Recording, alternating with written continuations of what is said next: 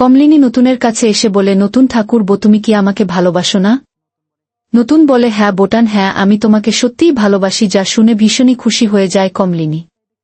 হ্যাঁ বন্ধুরা, এমনটাই দেখতে পারবেন আজকের নতুন পর্বে। আজকের পর্বটি খুবই সুন্দর হতে চলেছে, তাই আপনাদের কাছে একটা রিকোয়েস্ট, ভিডিওটা টানাটানি না করে প্রথম থেকে শেষ পর্যন্ত চ্যানেলটিকে সাবস্ক্রাইব করে দেখতে থাকুন। গল্পের শুরুতেই দেখা যাবে নতুনের সঙ্গে কিছু কথা ছিল কমলিনীর। নতুন ঘরের মধ্যে বসে থাকে, আর তখনই সেখানে কমলি আসে। কমলিনী এসে বলে, নতুন ঠাকুরপো, কিছু কথা আছে তোমার সঙ্গে।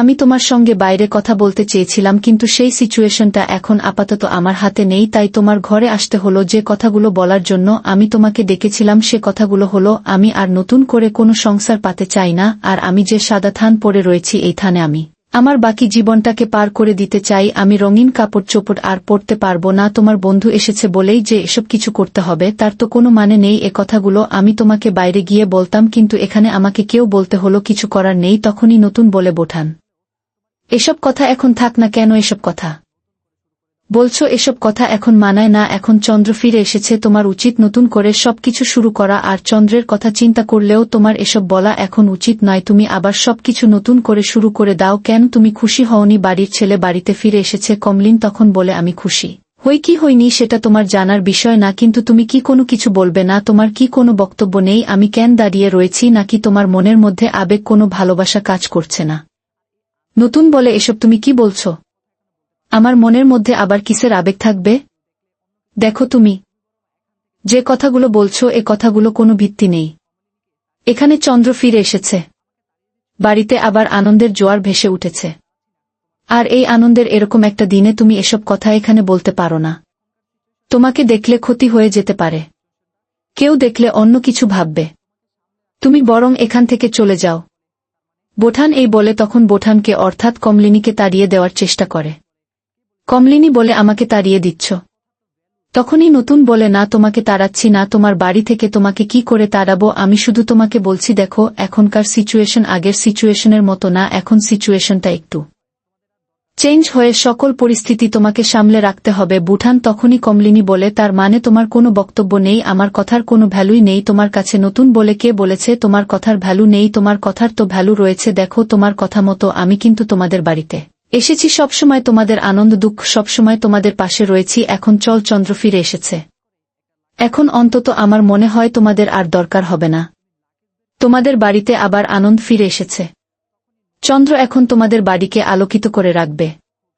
আর আমি এখানে আর বেশি দিনও থাকতে পারবো না, হয়তোবা আর অল্প কিছুদিন এখানে থাকতে পারি, তারপরে আমি চলে যাব এখান থেকে। আর এতদিন আমি তোমাকে কিচ্ছু বলিনি, কিন্তু এখন বলছি, তুমি প্লিজ আমার ঘরে যখন তখন আর আসবে না। কমলিনী এ কথা শুনে নতুনের দিকে তাকিয়ে থাকে। হঠাৎ করে একটা লাকেজ দেখতে পায়। লাকেজটা নিচে নামানো দেখে তখন কমলিন বলে, তুমি লাকেজ বের করে রেখেছ কেন? তুমি কি আসলে চলে যাচ্ছ নাকি? তখনই নতুন বলে, হ্যাঁ হ্যাঁ বুঠান, আমি চলে যাব খুব শীঘ্রই। আর তখনই কমলিনী বলে, তার মানে তুমি আসলেই চলে যাবে? তা কোথায় যাবে? এটা তো তোমারই বাড়ি, তাই না? কোথায় চলে যাবে নাকি? এদিকে তখনই নতুন বলে, আমি চলে যাব, আমি আমার আগের জায়গায় চলে যাব। আমার ইনস্টিটিউটের কাজ আছে, তো আমি সেখানে চলে যাব। আমি দিব্যি সুস্থ আছি, আর সেখানে গেলে সুস্থই থাকব। খামোখা তোমাদেরকে আমি আর বিরক্ত করতে চাই না। তোমাদের বাড়িতে এখন আনন্দের জোয়ার ভাসছে। চন্দ্র ফিরে এসেছে, আনন্দ করবে, ফুর্তি করবে। কমলিনী বলে, তোমার কি এটা মনে হয়েছে যে আমি আনন্দ করব, ফুর্তি করব? আমি তোমাকে কিছু কথা বলার জন্য এসেছিলাম। কমলিনীর মুখে এ কথা শুনে নতুন বলে, শুনেছি তো তোমার কথা, কিন্তু তোমার কথার এখন কোনো ভিত্তি নেই। দেখো, আমি তোমাকে স্পষ্ট করে একটা কথা বলতে চাই। এতদিন মাসি, বুবলা, এই ছেলে মেয়ে সকলে খুব কষ্টের মধ্যে দিন পার করেছে। আজকে চন্দ্র ফিরে এসেছে, আজকে আবার সকল কিছু তোমরা নতুন করে ফিরে পেয়েছ। কমলিনী নতুনের দিকে তাকিয়ে বলে, হ্যাঁ ফিরে এসেছে, কিন্তু তোমার বন্ধু আমার কাছে নয়, আমার কাছে কোনোদিনই ফিরতে পারবে না। আমি কোনোভাবেই তাকে মেনে নিতে পারব না। এতগুলো বছর পার হয়ে গেছে, তার জন্য আমি কি না করেছি? সাদা থান পড়েছি, পুজো দিয়েছি, সকল কিছুই আমি নিয়ম পালন করেছি। আর সেই সব কিছু পালন করার পর আমার মনের মধ্যে একটা পরিবর্তন ঘটে গিয়েছে। সেই মনের বিরুদ্ধে আমি কোনো কিছুই করতে পারব না। হ্যাঁ, সে ফিরে এসেছে। বাড়িতে আনন্দের জোয়ার ভাসছে। ঠিকই, কিন্তু আমার মনে কোনো জোয়ারই ভাসছে না আনন্দের। এদিকে কমলিনীর কথা শুনে একদিকে তাকিয়ে থাকে। জানালার ধারে এসে দাঁড়িয়ে থাকে তখনই নতুনকে তখন কমলিনী বলে, তার মানে তুমি আমার পাশে দাঁড়াবে না? তুমি আর কিচ্ছু বলবে না? আমি বুঝতে পারছি এই লড়াইটা আমার একার। আমাকে নিজেকে নিজের মধ্যে করেই লড়াই করতে হবে। আর কেউ আমার পাশে থাকুক বা না থাকুক, আমি নিজেই একার জন্য যথেষ্ট হব। আমি তোমাকে কিছু বলতে এসেছিলাম, কিন্তু না, তুমি আমাকে আরো উল্টো বুঝিয়ে দিলে। এতদিন তোমাদের বোঝা ছিলাম, তোমার বোঝা ছিলাম, আজকে হালকা হয়ে গেলে, তাই না? তখনই নতুন বলে, একদমই না কমলিনী, এতদিন তোমাদের পাশে ছিলাম, চন্দ্র বাড়িতে ছিল না, তোমাদের দুর্দিনে আমার পাশে থাকা অত্যন্ত জরুরি ছিল, আর আমি সেই কাজটাই করেছি। আজকে চন্দ্র ফিরে এসেছে, আমার কাজও শেষ হয়ে গিয়েছে। কমলিন নতুনের দিকে তাকিয়ে বলে, হ্যাঁ, কাজ তো শেষ হয়ে গিয়েছে, কিন্তু একটিবার আমাদের খোঁজখবর নেওয়ার চেষ্টা কোনোভাবেই আর নতুন করে কোনো সংসার পাতে চাই না। কমলিনের মুখে এ কথা শুনে তখনই নতুন বলে, দেখো বুঠান, নিজেকে সামলাও। হয়তোবা তুমি পরিস্থিতির কারণে এসব কথা বলছো, কিন্তু আস্তে আস্তে তোমার মনও বদলে যাবে, তুমিও বুঝতে পারবে তুমি যা বলছো তা সঠিক নয়। আস্তে আস্তে সবকিছু ঠিক হয়ে যাবে বোঠান, একদম চিন্তা করো না। কমলিনী বলে, কোনো কিছু ঠিক হওয়ার দরকার নেই, আর কোনো কিছু ঠিকও হবে না। আমি চাই না কোনো কিছু ঠিক হোক। তখনই কমলিনী নতুনের দিকে তাকিয়ে বলে, আচ্ছা, তুমি কি আসলে আমার মনের কথাগুলো বুঝতে পারছো না? দেখো নতুন, ঠাকুরবো ও চলে যাওয়ার পর থেকে তুমি আমাদের পাশে এসে দাঁড়িয়েছ, আর আমার মনের মধ্যে তোমার এক প্রতিচ্ছবি গেঁথে রয়েছে। আমি কোনোভাবেই সেটাকে সরাতে পারছি না কোনোভাবেই। আচ্ছা, তুমি কি আমাকে ভালোবাসো না? তুমি আমাকে আসলে ভালোবাসো না? কমলিনের মুখে এ কথা শুনে ভীষণই অবাক হয়ে যায়। তখনই নতুন দাঁড়িয়ে বলে, হ্যাঁ বৌঠান, আমি তোমাকে আসলেই সত্যিই তোমাকে অনেক ভালোবাসতাম, কিন্তু এখন পরিস্থিতি অনুযায়ী আমি সেটাকে আর কোনোভাবে প্রকাশ করতে চাই না। হ্যাঁ, আমি তোমাকে ভালোবাসি ঠিকই, কিন্তু এখন চন্দ্র ফিরে এসেছে, তোমার আবার নতুন করে সবকিছু শুরু করা দরকার। আমি তোমাকে ভালোবাসি এবং সারা জীবন ভালোবেসে যাব। তোমার মনের মধ্যেই আছি। কমলিনী বলে, এই মনের মধ্যে থেকে আর কি হবে বলতো? দুঃসময়ে পাশে ছিলে আর সুসময়ে পাশে থাকবে না। দেখো, তুমি যদি আমার পাশে না থাকো, আমি কিছুই করতে পারবো না। বাড়িতে ফিরে এসেছে তোমার বন্ধু, বেশ ভালো কথা।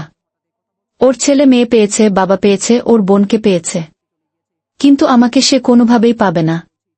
আমি চাই না আমি তার কাছে আবার কোনোভাবেই ফিরে যেতে। আমি শুধু তোমার কাছে ফিরে যেতে চাই। আর তখনই কমলের মুখে কথা শুনে নতুন বলে, এটা তুমি কি বলছো? কি বলছো বুঠান? এটা সকলে শুনলে খারাপ ভাবে। তুমি প্লিজ এক্ষুনি এখান থেকে চলে যাও। নতুনের মুখে এ কথা শুনে কমলিন বলে, তুমি বারবার আমাকে অপমান করছো, বারবার এখান থেকে তাড়িয়ে দিচ্ছ। হ্যাঁ, তাড়িয়ে তো দিবেই। এটা তো তোমার বাড়ি, তাই না? তোমার বাড়ি যেহেতু আমাকে তাড়িয়ে দিবে, বেশ, আমি চলে যাব। তোমার থেকে অনেক দূরে চলে যাব। তুমি একদম চিন্তা করো না। কমলিনের মুখে এ কথা শুনে তখনই নতুন তাকিয়ে থাকে এবং বলে, কি বলছো বুঠান এসব? এই বাড়িটা তো আমার নয়। আমার ঠিকই, কিন্তু আমি যেটা একবার দিয়ে দেই সেটা কোনোভাবেই ফেরত নেই না। কমলেননি বলে, তুমি ফেরত নেও না ঠিক আছে, কিন্তু আমারও তো একটা মন্তব্য রয়েছে, আমারও তো একটা ইচ্ছা অনিচ্ছা রয়েছে। আমিও এই বাড়িতে থাকতে চাই না। তুমি যদি এইসব কিছু মেনে না নাও, আমি কোনোভাবে এই বাড়িতে থাকতে পারবো না, আর চাইও না। কমলিন মুখে এ কথা শুনে তখনই আবার নতুন বলে, তুমি প্লিজ একবার বোঝার চেষ্টা করো। এখানে এই কথাগুলো যে বলছো, কেউ যদি শুনে ফেলে কেলেঙ্কারি হয়ে যাবে, অন্য কিছু ভাববে। নতুনের মুখে এ কথা শুনে কমলিনী আবার বলে, কেন? আমি তো সারা জীবন তোমার এই ঘরেই এসেছি, কখনো তো তোমার পারমিশন নেইনি। আজকে কেন হঠাৎ তোমার পারমিশন নিতে হবে? আর তোমার এতই বা কেন অস্থিরতা সৃষ্টি হচ্ছে? আমি এখানে এসেছি যে, আমি তো তোমার জন্য খাবার সবকিছুই নিয়ে এসেছিলাম। আজকে তুমি হঠাৎ এই কথা বলছো। নতুন বলে, দেখো, পরিস্থিতি এখন কিন্তু একটু অন্যদিকে চলে গিয়েছে। পরিস্থিতি অনুযায়ী আমি তোমাকে এই কথাগুলো বলছি। দেখো, সবকিছু তুমি সামনে নিতে পারবে। এখন আপাতত এই ঘর থেকে চলে যাও, পরে আমি তোমার সঙ্গে আবার কথা বলবো। আর একটা কথা, হ্যাঁ, আমি আপাতত এখন চলে যাচ্ছি না। আমি যেহেতু তোমাদের দুঃসময় পাশে ছিলাম, আর মাসি তো বলেছে তোমাদের নতুন করে গাছরা বাঁধা হবে, সে আনন্দটা উপভোগ করব না? সে আনন্দটা তো অবশ্যই উপভোগ করে যেতে হবে। কমলিনী তাকিয়ে থাকে এবং বলে, তুমি কথা বলতে পারলে? তুমি আসলেই আনন্দ উপভোগ করার জন্য এখানে থাকবে? কমলিনীর মুখে তাকিয়ে বলে হ্যাঁ বোটান হ্যাঁ, আমাকে করতেই হবে। কমলিনী বলে কেন?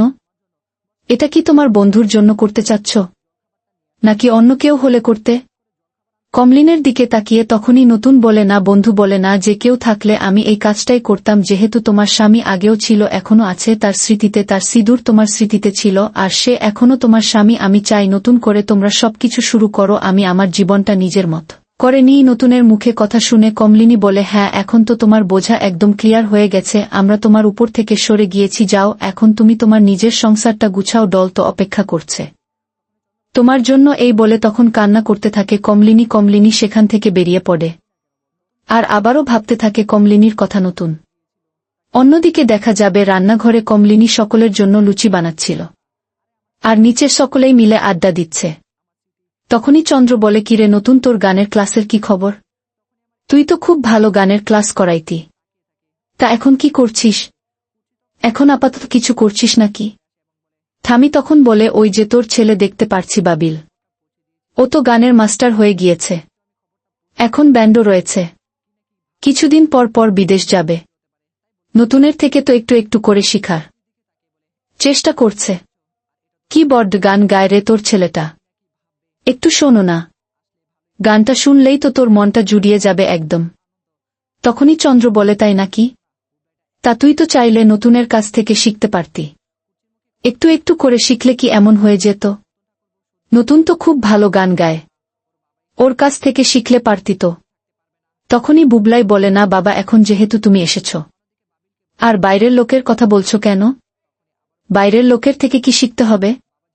বড়ামি তখন বলে এ বুবলাই, বাইরের লোক কাকে বলছিস?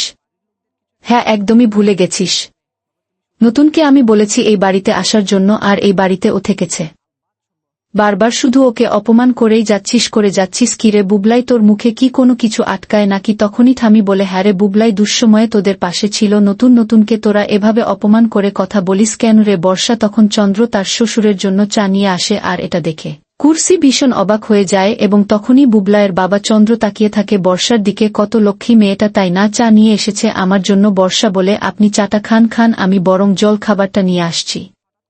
কুর্চি বলে বাবা, হঠাৎ করে জল খাবার আনতে হবে? আমি আনছি বৌদি। হতে পারে, তাই বলে দিলাম। তখনই কমলিনী কুর্সির দিকে তাকিয়ে বলে একদম ঠিক কাজ করেছ, আর এটা তো জানানোর দরকারই ছিল। সকলে কি নাকি ভাববে? সকলে আসুক না, আসলে ভালোই হবে, একটা মানুষ এসেছে বাড়িতে, কত আনন্দ তাই না? তখনই কুর্চি দেখো না, বুব ভাইটা এখনো নতুন দাকে এভাবে অপমান করেই যাচ্ছে। কুর্চির মুখে এ কথা শুনে কমলিনী বলে হ্যাঁ, অপমান তো এখন নতুন ঠাকুর বউ সহ্য করে নিবেই, কেননা ওর বাবা এসেছে, আর ওকে মুখ বুঝে থাকতে পারবে না। কমলিনীর মুখে কথা শুনে ভীষণ অবাক হয়ে যায় কুর্চি। অন্যদিকে বাবিলকে বলে আচ্ছা বাবিল, একটু গান গা না।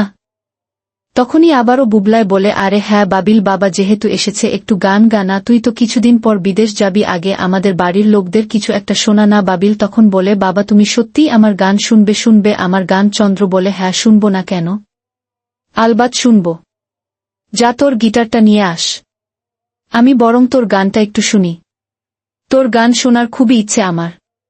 এদিকে তখনই সেখান থেকে উঠে চলে যায় বাবিল।